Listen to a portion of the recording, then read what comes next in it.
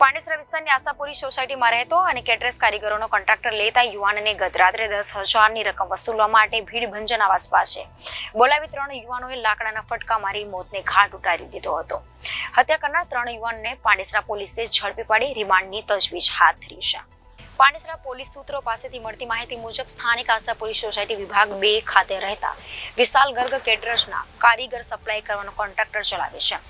દરમિયાન વિશાલ ગર્ગે અગાઉ રાકેશ જૈન પાસેથી ઉછીના પૈસા 10,000 લીધા હતા. આ રકમની લેતી દેતીમાં ઉશ્કેરાયેલા રાકેશ જૈને ગત તારીખ 15 ડિસેમ્બરના રોજ મધરાત્રે અગાઉથી તેને પતાવી દેવાનું કાવતરું રચી ઉભેલા ભીડભંજન આવાસમાં રહેતા રાકેશ ઉપેન્દ્ર જૈના, હરીશ રાજેશ રાઠોડ, કુમાર શત્રુઘ્ન બિશ્નોઈ સહિત વિશાલ ગર્ગ ઉપર લાકડાના ફટકા વડે હુમલો કરી તું મેરા પૈસા ખા ગયા, આજ તુજે જિંદા નહીં છોડેંગે એમ કહીને લોહી લુહાણ કરી સમયે બાઇક પરથી પસાર થતા મિત્ર કૃણાલ પટેલ અને હિતેશ રાણાની નજર પડતા વિશાલ ગર્ગ ઉપર થતા હુમલા તેને બચાવવા દોડી ગયા હતા. જ્યાં તેમની પર રાકેશ સહિત હાથ પગમાં લાકડાના ફટકા મારી ગંભીર ઈજા પહોંચાડી હતી.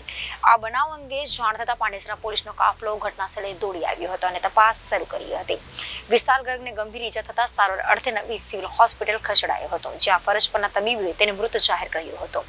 પાંડેસરા પોલીસ મથકના પીએસઆઈ ડીડી ચૌહાણે બાતમીના આધારે વિશાલ ગર્ગની હત્યામાં સંડોવાયેલા રાકેશ જૈના, હરીશ રાઠોડ અને કુમાર બિશ્નોઈને પકડી લઈને ધરપકડ કરી છે. રોજ રાત્રે આશાપુરી નગરમાં એક ઘટના બનેલ છે, જેમાં મરણ જનાર વિશાલને રાકેશ નામના માણસે ગોંધી રાખવાનો પ્રયત્ન કરેલ. મૂળ બબાલ રૂપિયા 10,000ની ઉઘરાણી બાબતનું હતું, જેમાં તેણે સદ્દામ લઈને આવેલો, પરંતુ સદ્દામ તેને મૂકીને જતો રહેલ.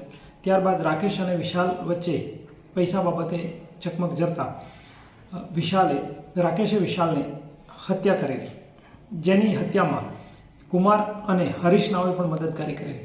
ત્યારબાદ વિશાલના મિત્રો કૃણાલ અને હિતેશ રાણા વચ્ચે પડતા તેઓને પણ ઈજાઓ થયેલી, જે બાબતે 3 આરોપીઓની ધરપકડ કરવામાં આવેલી છે અને હાલ પાંડેસરા પોલીસ ખાતે રિમાન્ડ પર છે.